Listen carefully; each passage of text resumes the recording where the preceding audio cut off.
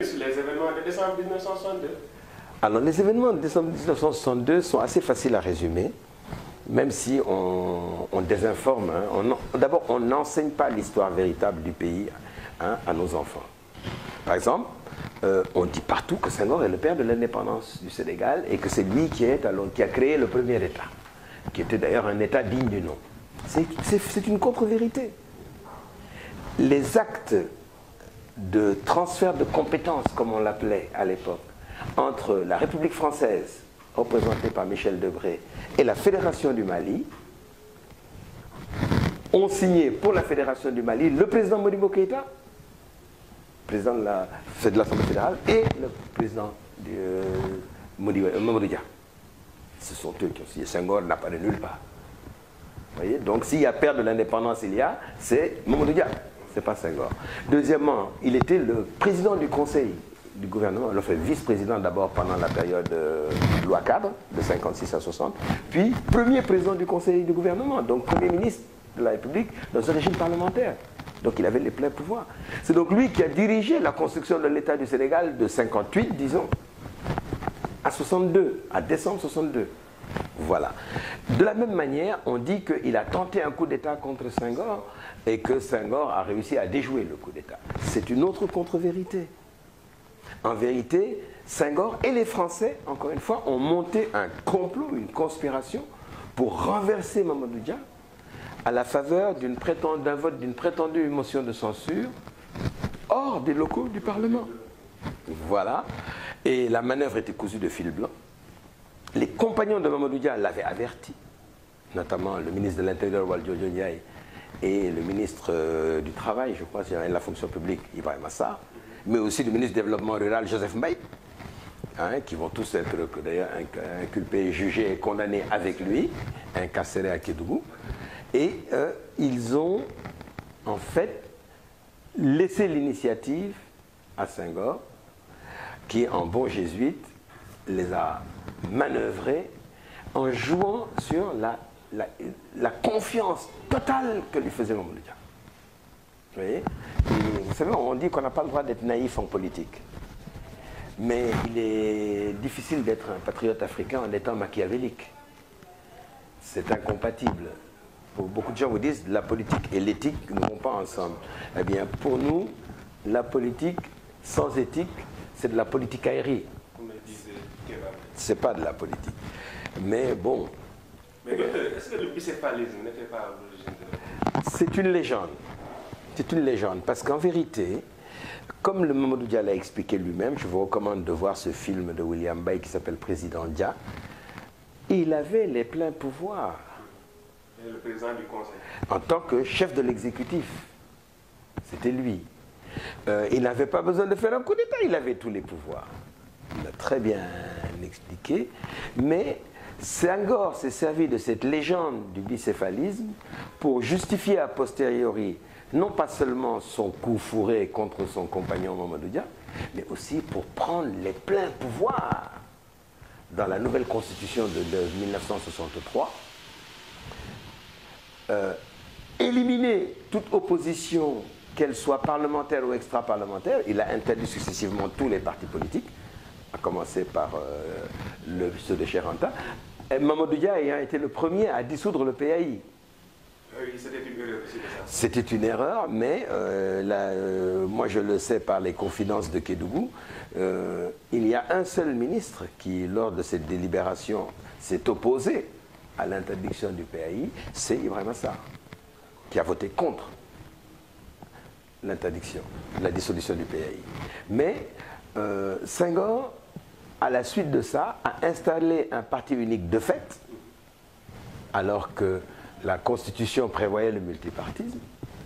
Et ce n'est que les révoltes successives, à commencer par celle de 1968, puis celle de 1971, qui vont l'acculer à revenir à une sorte de multipartisme contrôlé, restrictif. Avec l'essor du PDS en 1974.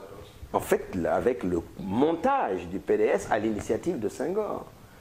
À l'origine, le PDS est issu d'un deal entre Abdoulaye Wade, ancien membre de l'UPS, et Léopold Senghor pour créer un parti de contribution et non un parti d'opposition que Senghor ne pouvait pas tolérer. Et au départ, le PDS se réclamait du travaillisme. Donc il ne se disait pas parti d'opposition mais de contribution, il ne se disait pas libéral mais travailliste. Et ce qui va se passer, c'est que quand donc le PDS est créé en 1974, parce que Senghor est obligé de donner des gages à l'international socialiste pour qu'on puisse l'y accepter. On lui a dit, il y a 2 conditions préalables à remplir. La première, c'est qu'il faut libérer tous les prisonniers politiques, ce qu'il a fait dès 1974. Deuxièmement, avoir au moins un parti d'opposition, et il a créé le PDS comme parti de contribution. C'est seulement après cela qu'en 1976, il a fait son congrès transformant l'UPS, Union progressiste sénégalaise, en parti socialiste et qu'il a été admis à l'international socialiste. Mais quand Cheikh Anta est arrivé, en février 1976, pour déposer les statuts du RND, il a préféré changer la constitution pour créer les 3 courants, disant que non, il n'y a que 3 courants de pensée politique dans le monde. Le socialisme démocratique, et il dit ça c'est moi-même, Senghor, je suis déjà socialiste, reconnu par le courant libéral démocratique et le communisme marxisme-léninisme. C'est les 3 courants. Le panafricanisme, pour lui, n'est pas un courant de pensée politique au XXe siècle. Et Majmoud Diop va accepter de prendre l'étiquette communiste marxiste-léniniste et créer le 3e parti en usurpant le sigle du PAI, puisqu'il en était le membre fondateur, mais il y a longtemps qu'il avait renoncé à la lutte politique, dans l'émigration, dans l'exil. Et c'est là où Abdoulaye Wade a été contraint, en tant que parti de contribution, de changer d'étiquette. Il a dit, je ne suis plus travailliste, je suis libéral. Sinon, Senghor le menaçait de dissolution. C'est le RND qui a refusé la 3e étiquette résiduelle qu'on lui proposait. Senghor lui disait, si vous voulez avoir un statut légal, il faut accepter d'être communiste. Or, vous avez d'anciens PAI parmi vous. Et vous avez des jeunes militants maoïstes comme nous. Donc, prenez l'étiquette. Et Cheikh Anta a refusé en disant, il n'est pas question que le pouvoir nous impose une étiquette politique quelle qu'elle soit. Et que si, par extraordinaire, je devais accepter une étiquette politique, la seule que je pouvais accepter, c'est le panafricanisme. Or, elle n'existe pas pour Senghor. Nous allons revenir sur le cas de Cheikh Anta. Oui. Pour rester sur les événements de 1962, est-ce que le discours de Mamadou Dia du 8 décembre n'a pas précipité sa chute sur l'impérialisme? Ah non, il y a beaucoup de choses qui ont précipité la chute de Mamadou Dia. Celle qui est la plus connue, c'est lorsqu'il a fait une mission à Moscou, chez Khrouchtchev, et qu'au retour de sa mission, il ne s'est pas arrêté à Paris pour faire rapport au gouvernement français. Pour eux, les anciennes colonies, à l'exception de la Guinée évidemment, étaient sous tutelle en matière diplomatique. Et n'oubliez pas, on est en pleine guerre froide. Il y a les 2 blocs, le bloc de l'Est et le bloc de l'Ouest. Donc vous venez d'une visite dans l'Est, déjà, c'est pas bien vu. Mais en plus, vous ne rendez pas compte, vous ne faites pas de rapport de mission à vos maîtres. On s'est dit, celui-là, on ne sait pas ce qu'il a été négocié avec les bolcheviks, enfin les ex-bolcheviks, parce que Khrouchtchev était déjà, c'est après le rapport au 20e congrès, donc c'était le révisionnisme soviétique qui était au pouvoir à Moscou. Et ça, c'est une des choses qu'on a reproché à Mamadou Dia.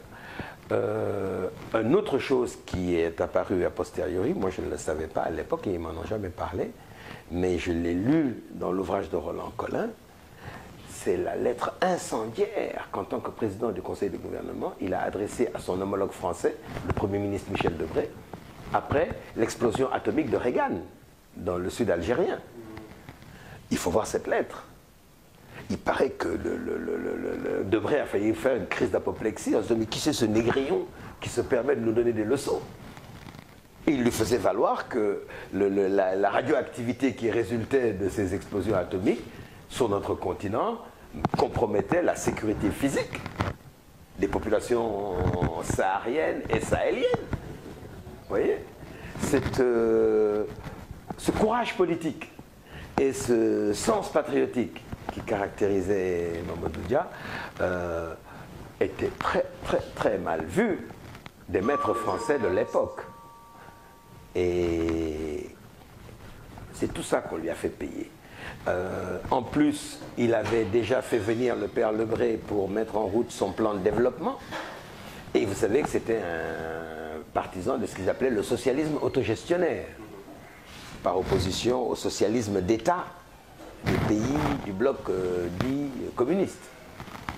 Ça fait beaucoup de choses. Vous voyez, il a fait rapatrier nos soldats qui étaient en Algérie comme tirailleurs, faisant la guerre aux côtés de colons français contre le FLN. Mamadou Dia a mis un terme à ça aussi. Vous voyez, c'était autant de manifestations d'indépendance et de souveraineté qui étaient intolérables pour les Touaregs. Aussi, c'est un problème avec la classe maraboutique, il a été monté pour la classe. Oui, parce que c'est pas proprement une classe, les marabouts, mais disons les confréries religieuses islamiques et dans une moindre mesure le clergé catholique français, sénégalais, pardon,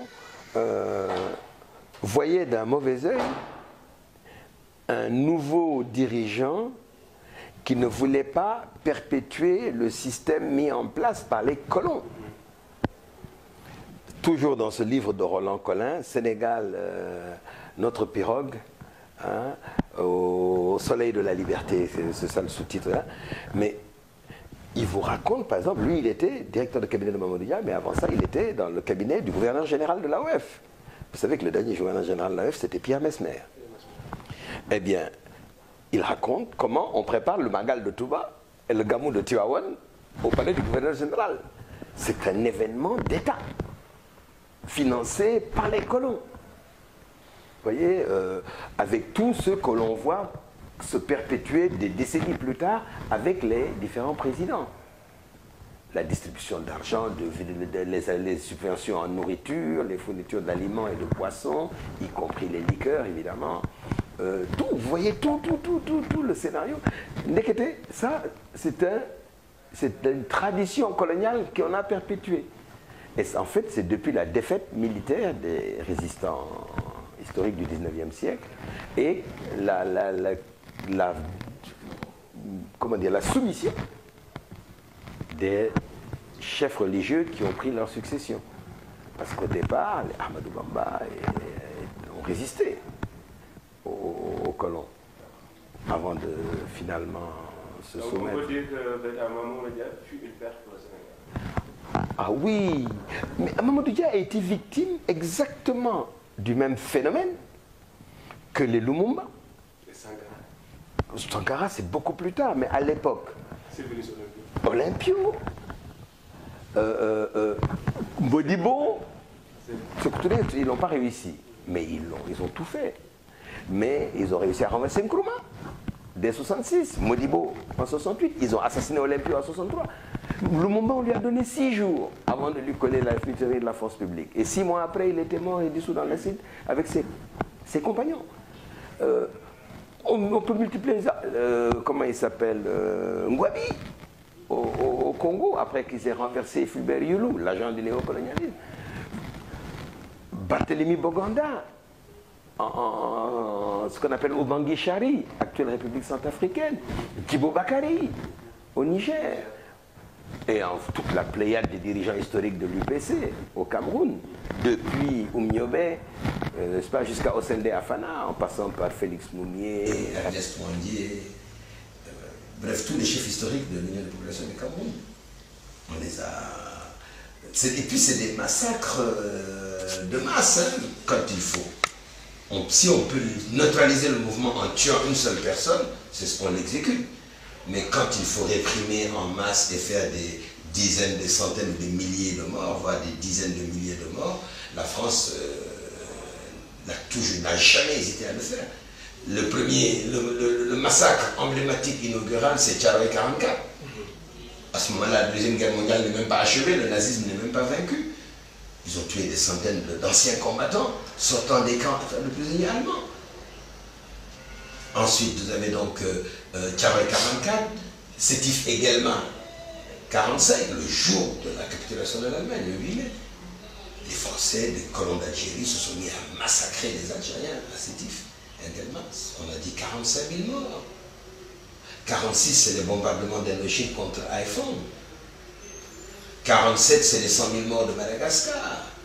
48, c'est la Côte d'Ivoire, l'époque infiniment lointaine où Fouet-Boigny était encore patriote. Hein, Dibokro d'Agerville. 49, ça commence au Cameroun. Ainsi de suite.